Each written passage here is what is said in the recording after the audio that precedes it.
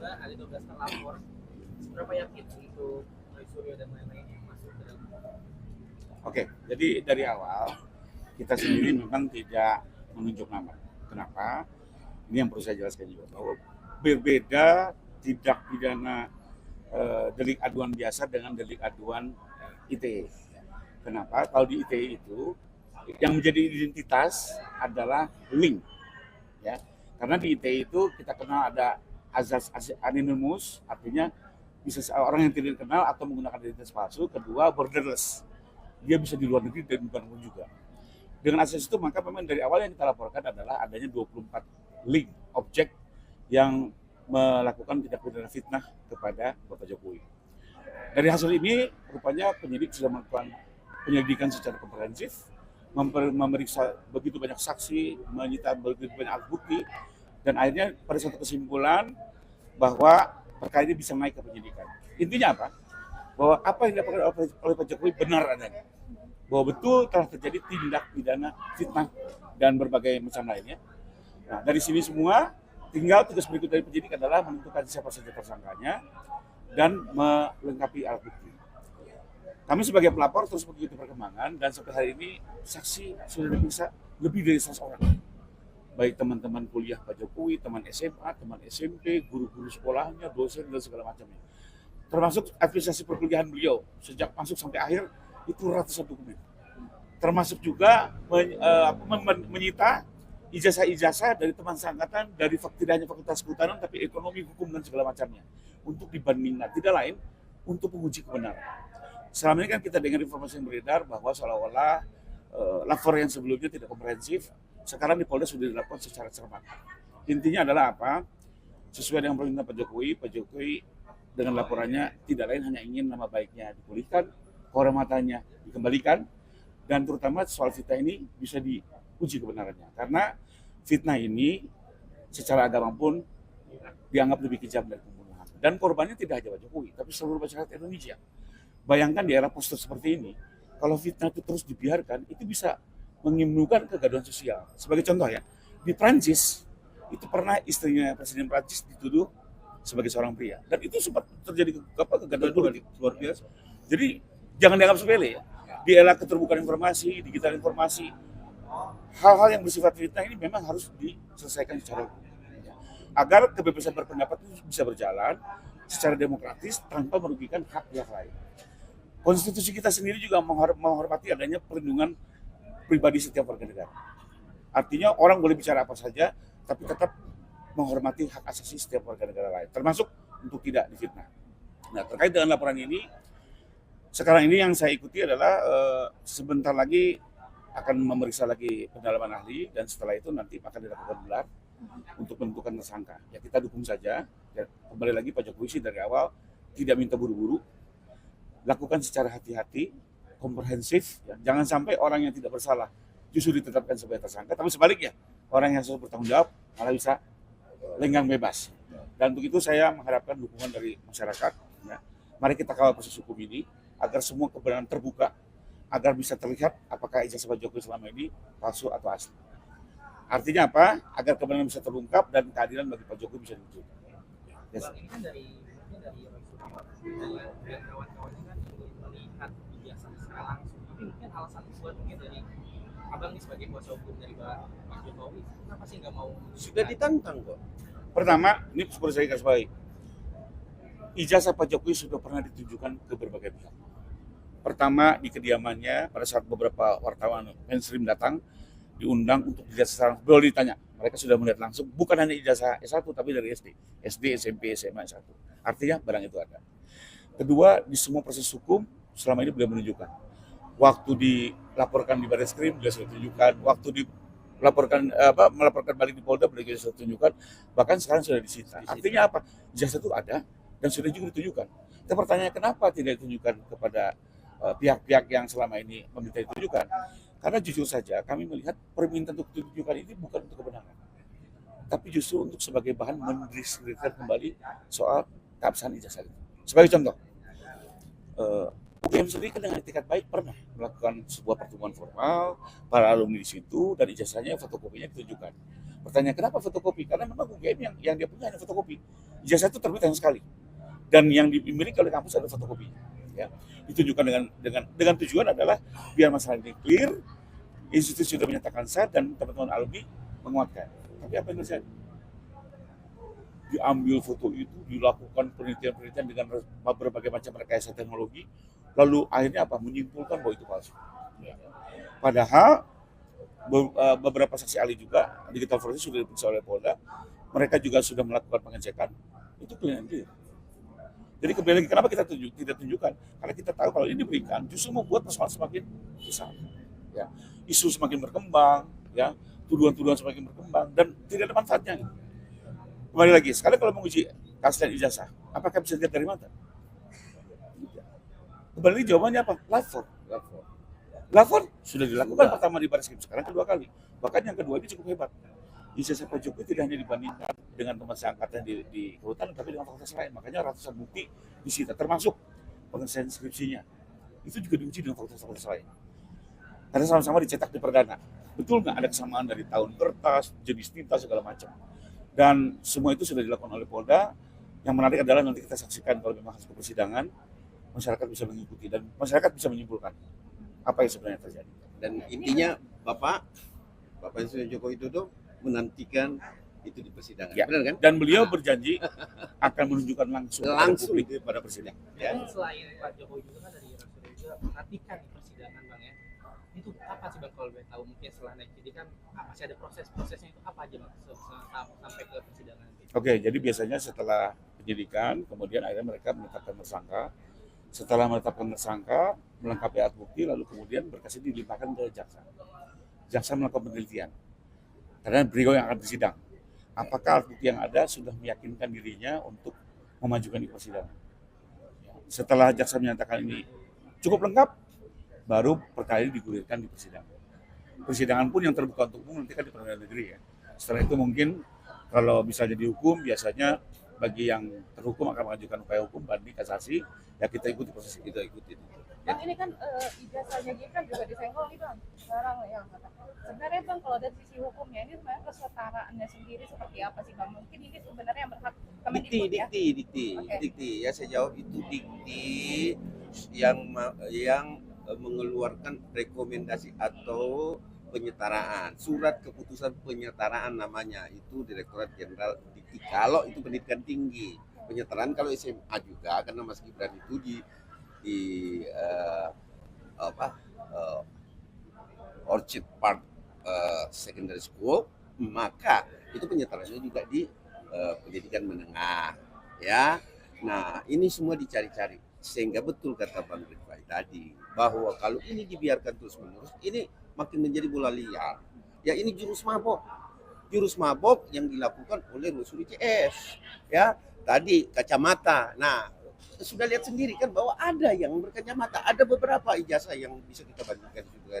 Jadi ini saya anggap ini jurus mabok yang tidak tahu lagi apa yang harus mereka lakukan. Intinya begitu. Tapi Bang ada tadi bilang 2 tahun aja Memang di Orchid Park Secondary School itu 2 tahun. Nah, itu kan sudah dijelaskan tadi bahwa kenapa dia 2 tahun aja, harusnya 4 tahun, ya.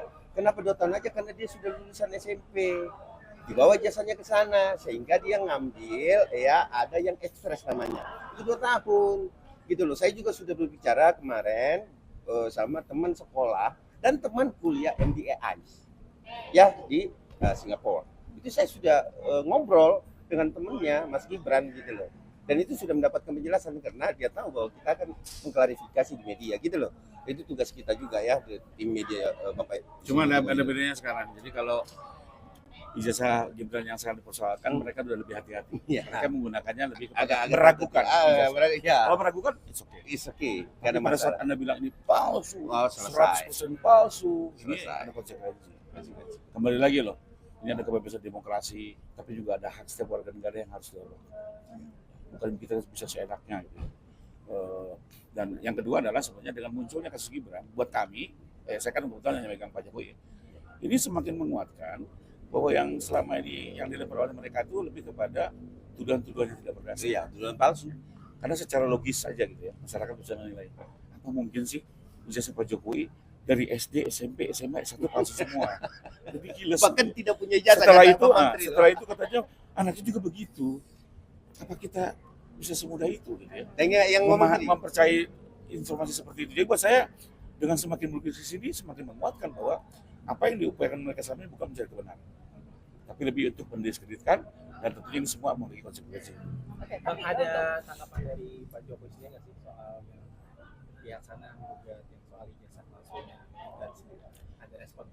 Saya belum komunikasi terkait itu ya, tapi kalau saya sih melihat dari langkah-langkah yang dilakukan selama ini, buat saya Pak Jokowi sendiri melihat Gibran ini kan juga sekalipun anaknya beliau juga manusia dewasa sebagai pejabat negara ya, dia juga membiarkan Mas Gibran untuk melakukan pembelaan-pembelaan sesuai versi. Dan saya sih kalau lihat ya ini hanya persoalan sebenarnya kan undang-undang itu jelas ijazah SMA, SMK, aliyah dan setara sederajat.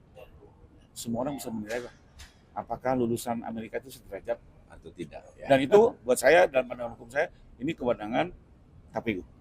KPU dan untuk menilai. dikti. Kalau dikti menyetarakan. Penyetaraannya. Tapi untuk menilai ini sederajat tidak sederajat ada di KPU. Dan faktanya rapat KPU memutuskan lolos. Ya. Oke.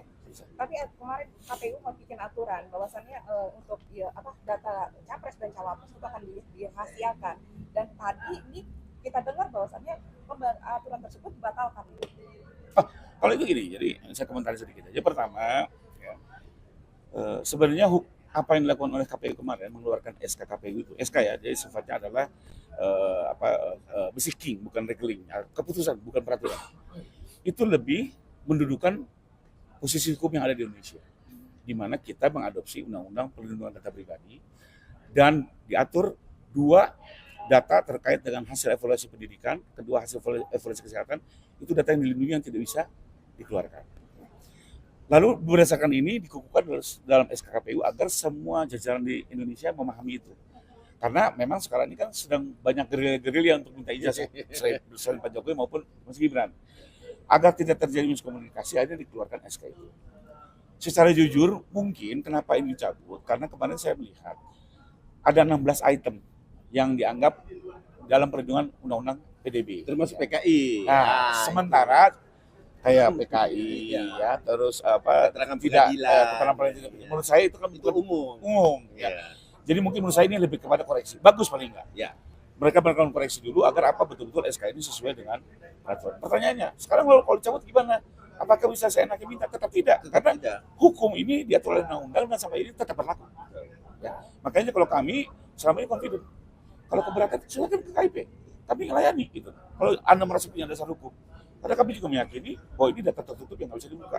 Dan satu Mbak, Undang-Undang PDB ini bukan hanya berlaku di Indonesia. Di seluruh dunia mengadopsi undang-undang itu hanya kopas. Sama. Kenapa? Karena kemajuan teknologi data informasi sekarang banyak data pribadi disalahgunakan untuk menipu, mencuri uang dari rekening dan segala macam. Dan memakai data orang lain. Dan memakai data orang. Akhirnya apa? Dibuat undang-undang itu. Jadi ini bukan sesuatu yang berlebihan ya. Dan KPU langkah koreksinya menurut saya positif. Dan bukan berarti bahwa ijazah itu bisa keluar tanpa pertanggungjawaban. Jadi intinya Pak, benang merah tulisan Profesor WKS ada dong dalam perkara kasus. Oh jelas banget, I'm scared. Ya, jadi sabar teman-teman, kita ikuti desak Polda dan besok saya akan mulai bergerilya di Polda Metro Jaya lagi ya, tolong diliput. Ya, saya akan mendesak Polda Metro segera lakukan. Oke, tapi menariknya ini kan kemarin Pak Jokowi juga sempat mengatakan bahwa ada yang menunggangi di balik kasus ini gitu. Sampai ijazah Pak Jokowi disebut palsu, terus juga sekarang disenggol juga ijazahnya Gibran. Mungkin juga nanti Jan Etes kalau kayak Pak Jokowi juga ijazahnya bakal kesenggol juga nih Bang. Ini sebenarnya sosoknya siapa sih Bang yang sebenarnya? Udah ketahuan belum sih sosoknya? Oke, jadi pertama bahwa yang disampaikan Pak Jokowi itu adalah analisis beliau. Jadi lebih kurang adalah prediksi saya, ini ada orang besar di belakangnya. Menurut saya tidak hanya beliau, saya juga memprediksi seperti itu. Kenapa? Karena ini upaya yang dilakukan itu sudah cukup lama, dari 2022, 3 tahun sampai hari ini. Dan yang cukup menarik adalah, tadinya kita menganggap, kebetulan saya kan menangani dari 2023 ya. Tadinya kita pikir, ini hanya gimmick-gimmick karena menjelang pemilu. Tapi ternyata setelah beliau turun, semakin kencang. Dan saya sih cukup respect Pak Jokowi itu melayani semua upaya hukum. Padahal juga nggak jelas siapa yang legal standing-nya Tidak ya. mundur. Digugat di Jakarta Pusat, di Sleman, di Surakarta. Sekarang masuk lagi CLS lagi. Masuk lagi CLS baru Iya. kan? Dilaporkan LP. pidana di Barreskrim, dilaporkan lagi di Polda. Jogja. Dia ikuti semua. Jogja. Beliau tidak merasa, oh saya pejabat negara, dia ikuti semua. Dia jawab satu persatu. Ini kan merupakan pendidikan hukum yang bagus. Ya. Luar biasa. Dan pada akhirnya dia terpaksa menggunakan upaya hukum tidak lain, biar ini tuntas. Ya. Berkali-kali dia dituntut, dia ikuti saja. Sekarang dia melakukan upaya hukum dan tujuannya lagi-lagi ya, bukan untuk mempidana masyarakat, tapi lebih kepada untuk memberikan Pendidikan. kehormatan dan nama baik. Dan Bang, pendidikan. mungkin balik lagi ke Gibran ya. Ada nggak sih dampak yang dialami sama Mas Gibran sampai saat ini soal hal yang terjadi saat ini? Mungkin ini yang jawab langsung. Ya, karena beliau. Jadi kalau terkait Mas Gibran, tentunya ada dampak. Dampaknya apa?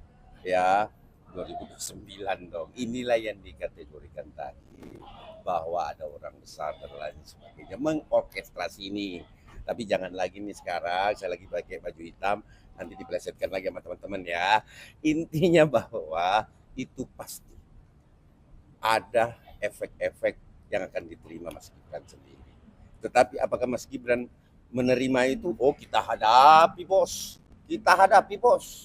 fight kita bos, ya kan? Intinya seperti itu, bahwa kemudian dampaknya itu paling yang mereka pikirkan para penghasut ini bagaimana melumpuhkan 2029. Padahal Mas Gibran sendiri belum tentu mikir itu 2029, ya kan? Kan masih terlalu jauh ya.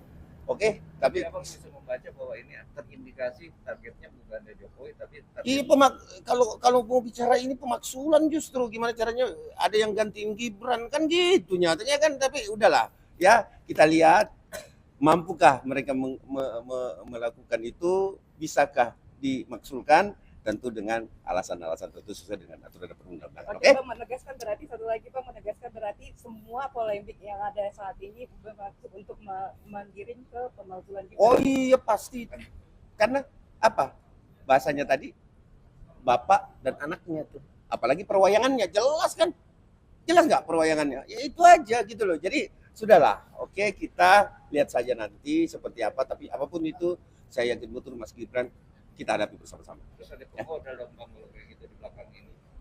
Ya kudos, tapi yang jelas ada tetapi samar. Oke? Oke, makasih ya.